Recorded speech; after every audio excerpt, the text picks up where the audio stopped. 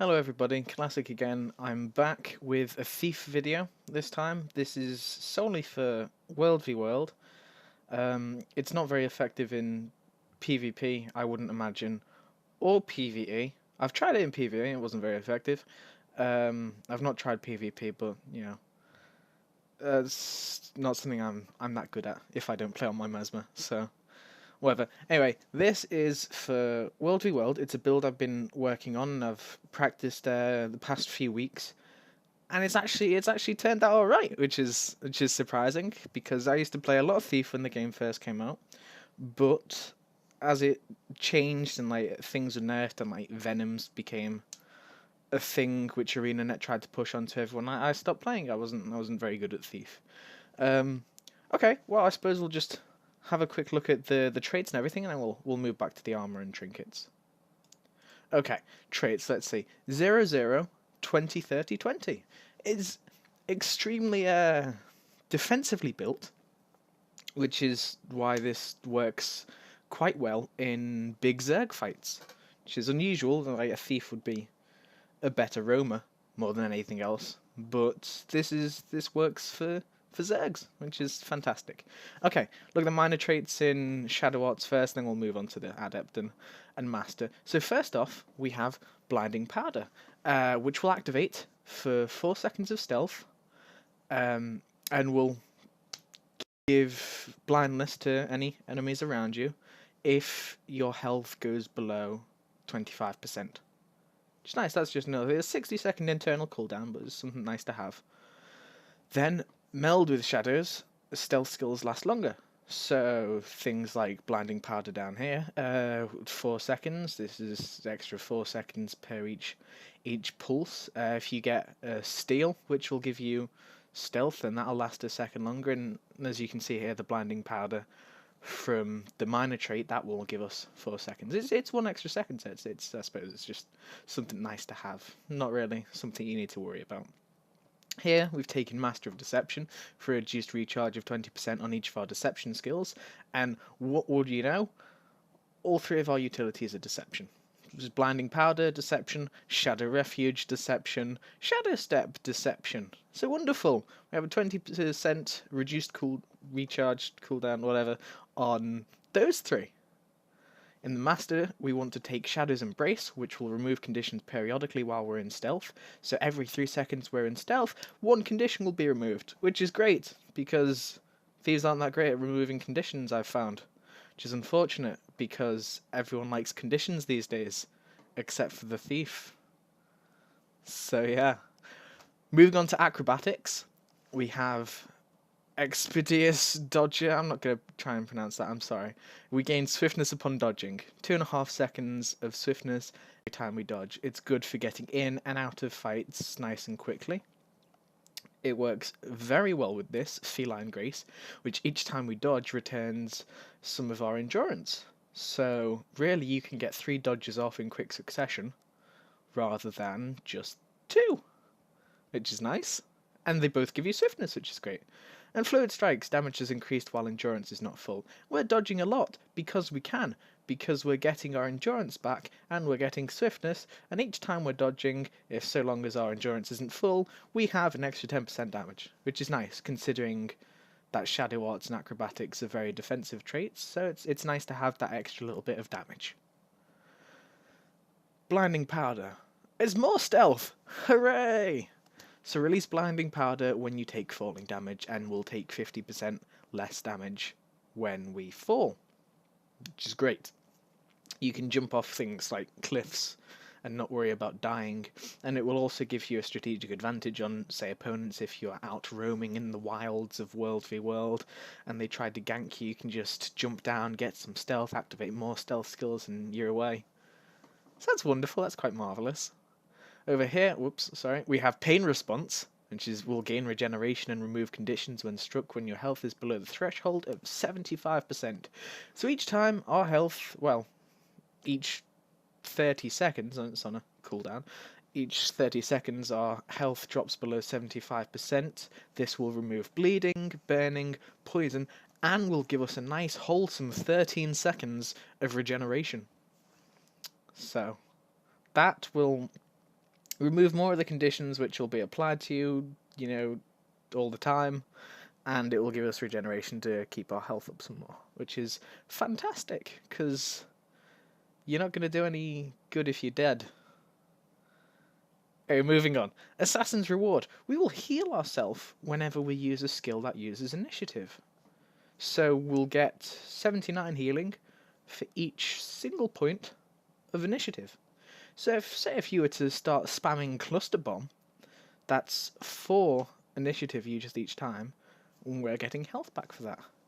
Because it's a pistol build, but I'll move on to that. Each time we just blast unload everywhere, we're getting 369 health back.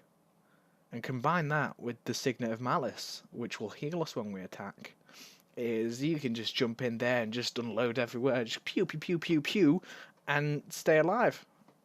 So that's fantastic. So that was Assassin's Reward. Okay, moving on to the last line, which is Trickery. So we have Kleptomaniac. Stealing gives you initiative, or give us 2 initiative each time we steal. So say you've unloaded all you can, but you feel like unloading some more, you can just steal, get 2 more initiative, and that's almost enough. Whoa, there you go. And a lot quicker, you'll be able to unload on your opponents once more. So that's nice, I suppose. Not for them, but... Preparedness. Increase maximum initiative by 3. Oh, look at this. Look at all this sweet, sweet initiative we have, which means we can unload a lot more than we would otherwise. So there we go. Throw feathers. Oh my word, would you look at this. It's another stealth ability skill thing.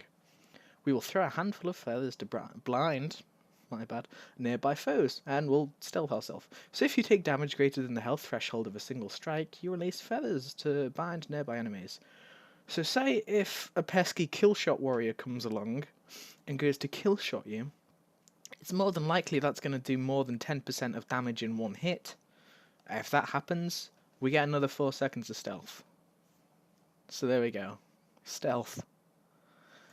And now this here, Ricochet, is the most important part of this build. If you don't want to take any of the other things which I advise you do take, then take Ricochet. This is what it's all about. Pistol shots have a chance to bounce to an additional target, and it can bounce to 3 opponents. So you're in the middle of a Zerg, you just unload everywhere, it bounces between a bunch of opponents, it deals damage. Because we're using initiative, we're getting health back. Because we have the Signet of Malice, we're getting health back.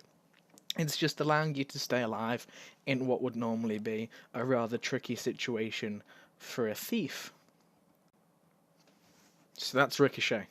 The best trait to take out of this entire build, I suppose. I mean, I'm quite a fan of Assassin's Reward, but even without that, you have the Signet of Malice, so... Ricochet. Best part of this build. Okay, well, I suppose that's done. I've looked at these things here. You have the utilities, I think they're called, maybe. Deception, say, because we have the reduced recharge on them. Blinding Powder, Shadow Refuge, Shadow Step. I'd say definitely keep Blinding Powder and Shadow Step. I quite like them, but if you rolled a human, you can take Prayer to Korma to remove 3 conditions, and if not, you can use Signet of Agility, for extra endurance and condition clear. But whatever, it's up to you. I mean, even roll for initiative, I quite like. But whatever, it's your choice. I'd say keep Blinding Powder and Shadow Step, but the third one is completely up to you. And Fury, I'd just say take Daggerstorm, because you can see any source of stability in this on a thief, really, I think. Unless you steal from a Mesmer, then you can have a few seconds of stability then when they give you every boon in the game. But other than that, you can jump into a nice Zerg, you can unload everywhere, and then you can Daggerstorm, and it bounces off all your enemies, it bleeds them, it cripples them, you're dealing damage, you're getting health because of Signet of Malice. It's reasonably tanky for a thief, I suppose. So that was that. Let's look at the armor, because I think I'm rambling a bit too much. So here is, I've gone with all power, toughness, vitality, which is new. I got this last week. I used to run Berserkers with Ruby Orbs. It's not a good idea. No, not for Zerging. If you're roaming, then I'm sure it's fine, but for zerging, no, it wasn't my best thought. And in them is I've used Runes of the Worm for extra vitality, and because we're using less Berserker gear, it's nice to have the extra crit and the extra little bit of damage that adds as well. So that's nice. Here, just any old back piece, power, precision, crit, whatever. These are only exotics, but they're berserkers. There's ascended berserkers, and this is power, toughness, crit because I got it off a drop yesterday. I just thought, well, I don't have enough for another ascended piece yet, so I'll just stick this in there. I mean, otherwise I'd just have to throw it away. So really, I'd say keep these berserkers if you want. If you feel you're dying too much, then put in some more power, toughness, vitality. But we want to have some damage. We're a thief. You're supposed to be able to kill things. So these are just... Sorry, I'm jumping between them a lot. It's probably not great to look at. But they're all, just power, toughness, vitality. Sorry, no, berserkers. Power, toughness, vitality if you're not staying alive. Oh my word, this is going dreadfully. And so these... It's up to you. It's up to you what you want to put in there. Underwater things don't matter. It's not important. Weapons, well, the main thing is your dual pistols. Here I've taken a sigil of accuracy and a superior sigil of stamina. Each time we kill an opponent, then our endurance is filled back up to 100%. So you're dodging, you're unloading, you're dodging, you're unloading each time you kill an opponent, which is probably going to be more than likely since it's ricocheting off everything, is your endurance will be refilled and you can continue dodging. You can dodge for days. Other weapons you can use if you want. Well, I mean, you have to use dual pistols. That's what this build's all about. If you want to use something other than the short bow, I mean, we've got a sword with perception stacks on. You can use that first, get your stacks up, and then just Berserker's dagger with sigil of force and Berserker's dagger with sigil of accuracy. So yeah, everything should be Berserkers. This isn't. I do have a Berserker's bow, but I prefer the Dragon's Jade Needler skin, which is there.